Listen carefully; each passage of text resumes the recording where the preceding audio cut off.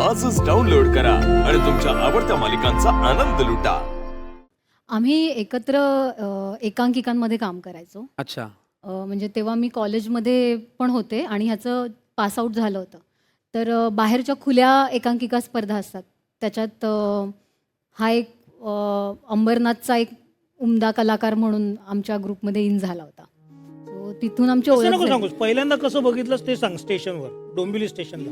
अच्छा. सातवसेला भेटलो. हां हां. स्टेशनवर पहिली भेट झाली. तिने पहिल्यांदा मला बघितलं. कसं काय, कुठे, म्हणजे म्हणजे अशीच एक स्पर्धा करून आम्ही रात्री उतरलो डोंबिवली स्टेशनला ट्रेनने आणि संजय सातवसे म्हणून आमचा एक डिरेक्टर होता. तो मला सांगत होता मला कुशल भेटणार आहे आत्ता, तुला माहिती आहे, आणि खूप त्याच्याबद्दल बोलत होता.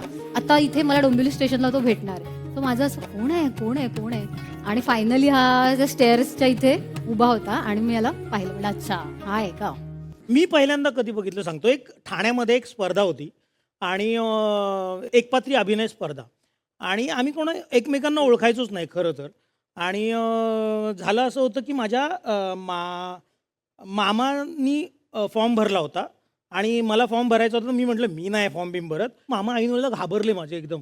म्हटलं मी नाही जाणार मी जाणार. तर ते पैसे वाया जातील म्हणून मी त्यांच्या नावावरती ती स्पर्धा अटेंड केली. ओके. आणि तर 50 रुपये फॉर्मची फी होती तेव्हा. पण तेव्हा ते 50 रुपये म्हणजे काय झाले राव. खूप. रिझल्ट आता लागणार, स्पर्धा झाली. त्याच्या आधी सिद्धार्थ जाधव आला त्या स्पर्धेला, आणि मग मला इतका राग आला ना राव की मी म्हटलं की हे साले चिटिंग करतात यार. तोपर्यंत सिद्धा एका नाटकात आला होता. मला वाटतं तुमचा मुलगा करतो काय, देवेंद्र पेम सरांचं नाटक होतं. आणि मी म्हटलं की यार कमर्शियल नट येतात हौशी रंगभूमीवरती, असं कसं यार. तर त्या स्पर्धेमध्ये हिने परफॉर्म केलं होतं ती फुलराणी, मला वाटतं. अरे वा.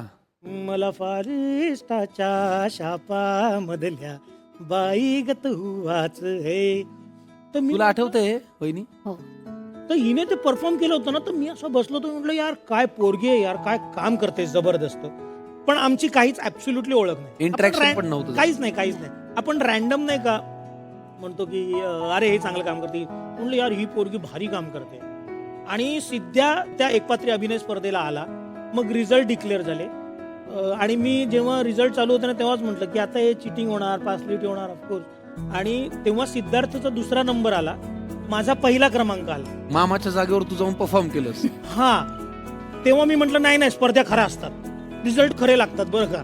आणि त्याच स्पर्धेत हिला बक्षीस मिळालं होतं. आय थिंक उत्तेजनार्थ तिला मिळालं होतं. तर ती एक स्पर्धा. मग तिकडनं मला सिद्धार्थ घेऊन गेला देवेंद्र पेम सरांकडे. मग मी त्यांच्या नाटकात आलो आणि मग माझं कमर्शियल काम सुरू झालं. त्या एका स्पर्धेने माझं आयुष्य बदलून टाकलं. म्हणजे कमर्शियल काम, आणि कमर्शियल काम कुणासाठी करायचं ते कारण मला एका स्पर्धेत मिळालं. क्या बात है. पण याच्यावरनं बोध मी हा घेतलाय की मामा फक्त लग्न मंडपातच लग्न लावतो अशातला काही भाग नाही.